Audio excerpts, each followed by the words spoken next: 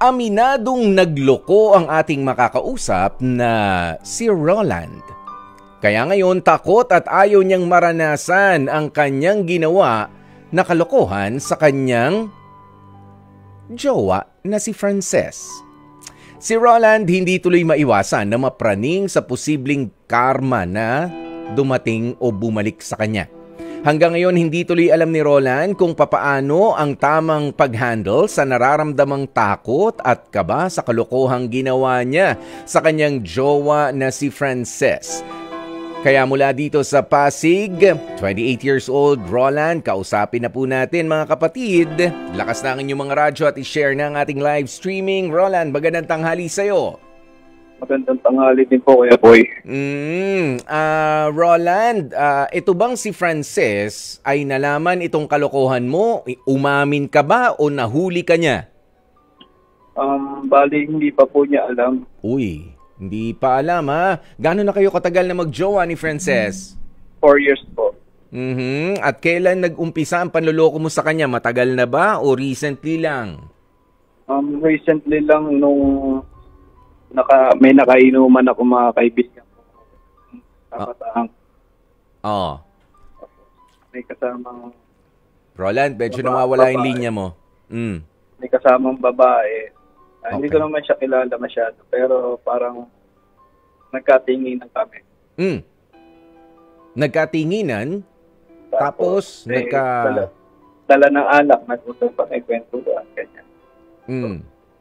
Kaninong kasama yung babae? Sandali, itong pinuntahan nyo, itong umpukan na pinuntahan mo, ay umpukan na hindi naman sa beer house, hindi naman ba sa ano ito? Hindi naman po. Hindi naman. Kaninong kasama yon? A friend of a friend? Opo. Bit-bit lang ng kaibigan? O, pagkatapos, ayan, alam ba nung babae na ikaw ay merong girlfriend na rin? Hindi ko naman po nabanggit. Nagkausap kayo, hindi mo sinabi. So gusto rin nga talaga nung mga oras na yon. Sige, tapos Roland, may nangyari nung ding gabing yon? Opo, bali nung pagtapos ng inuman, akala ko kung ano hinihintay niya dun sa kanto kasi nakamotor po. Nadaanan ko po siya. Sabi ko, angkas ka na. Ayan ayun na. Nga po, sabi niya, parang nahihili siya gusto niya magpahinga summer. Gusto magpahinga. Ganda ng pwesto, nasa kanto. Opo. Bali pa, sasakay po yata siya ng tricycle. Ako na lang po nag-offer na hihahatid ko po siya. Kaya lang po, medyo sa kainuman na lasing din. Siya, parang gusto daw niya magpahinga summer. Yun nga. Medyo iyamakap po siya sa akin ng mahigpit. Siyempre nakaangkas Di ba kailangan talaga hahawak ka?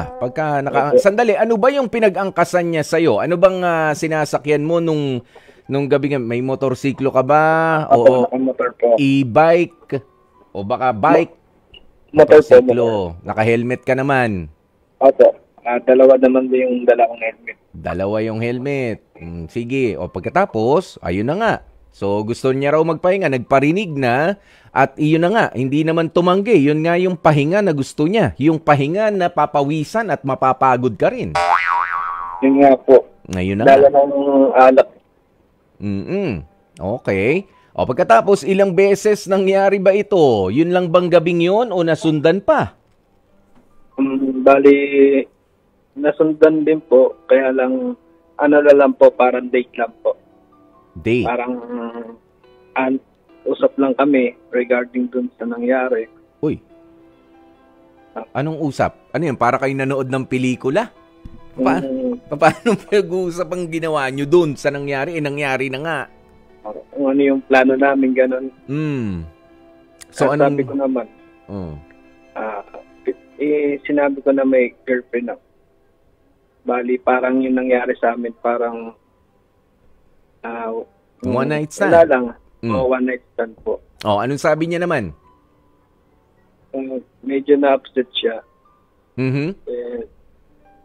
Parang gusto niya akong Anuhin uli? Sabihin. Okay. Sabihin mo, yung parang tiwala doon sa friends niya. Naku. Na friend ko din. Baka mamaya malaman ng girlfriend ko. Doon ako nag-aalala kasi ayoko malaman na nangyari. Okay.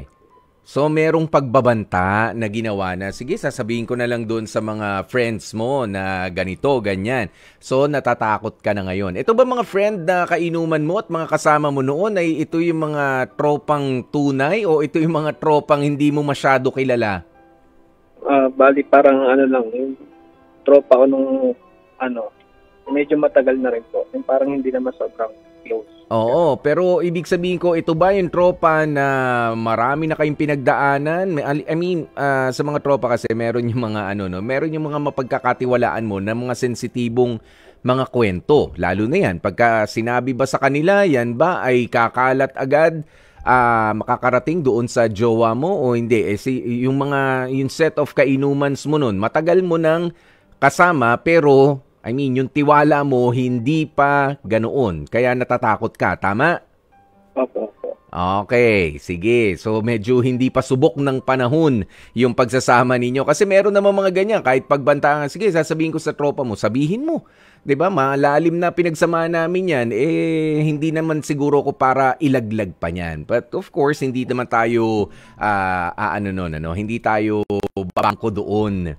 Dahil meron na talagang mga subok. Kala mo subok na ng panahon pero ilalaglag ka. Wala nga tinatanong. Nagsasalita eh. Dumadaldal. May mga tropang ganun eh. Wala naman nagtatanong. Kunyari, kwentuhan mo naman ako tungkol kay Kuya Poy. Wala namang nagre-request na ganun. Basta lang magkikwento. Ewan ko, nangangati lang yung dila. Meron mga ganoon. Kaya mag-iingat tayo. 'Di ba, Roland? Well, anyway, kaya ko tinatanong yan dahil natatakot ka na nga. So ngayon, alam mo naman na meron kang ginawakuhan, nasabihan mo na yung babae na kasama mo sa paggawa ng kalokohan na yon at mukhang meron siyang masamang ipinaplano.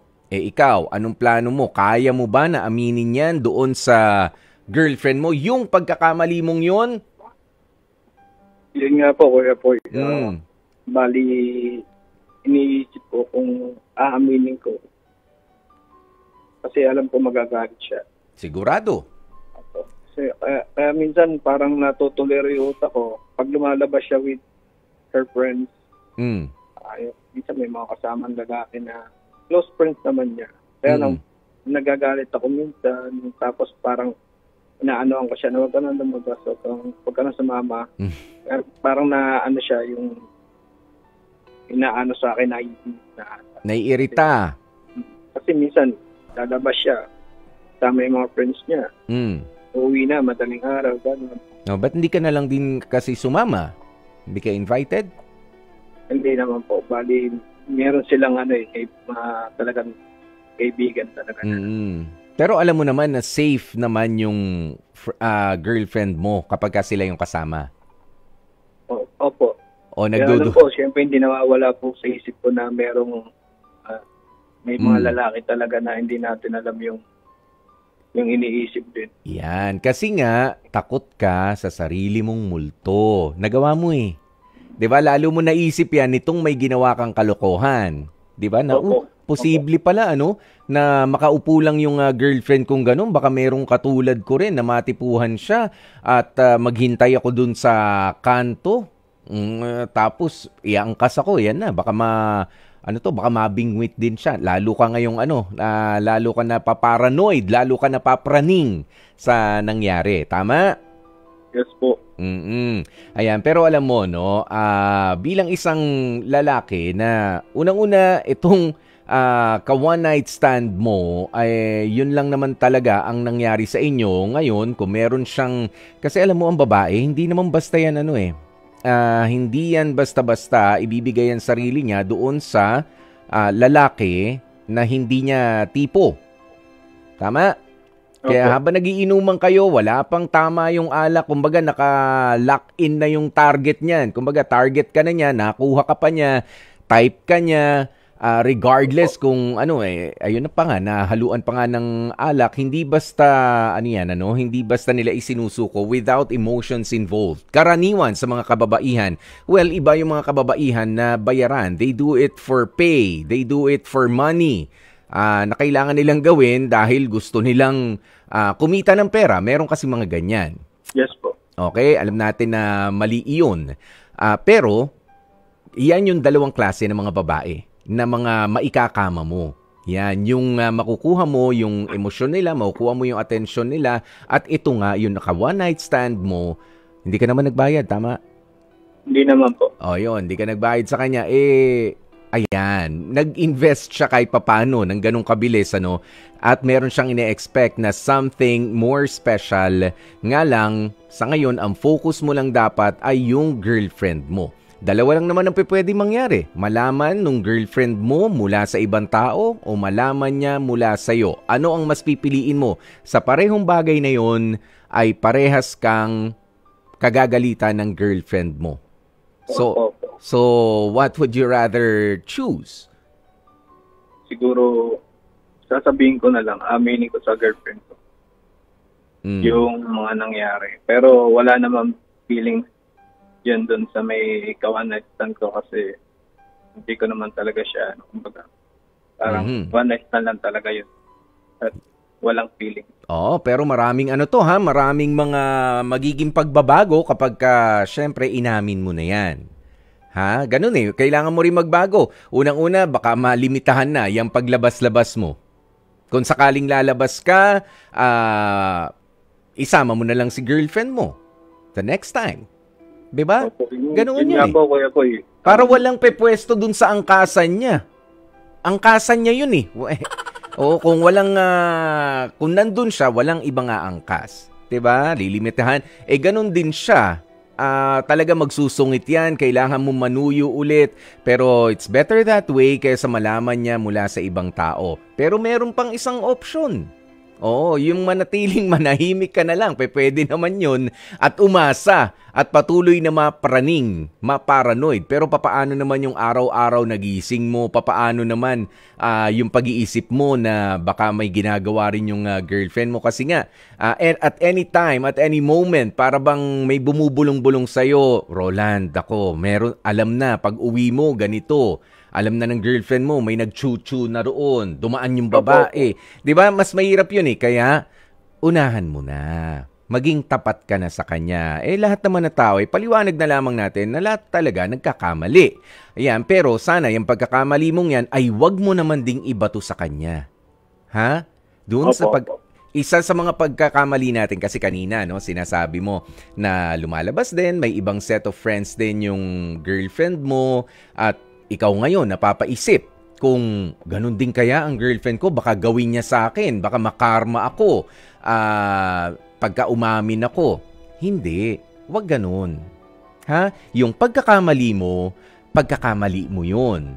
Ngayon, kung wala ka naman nakikitang ganoon sa girlfriend mo mula noon, bakit magbabago ngayon?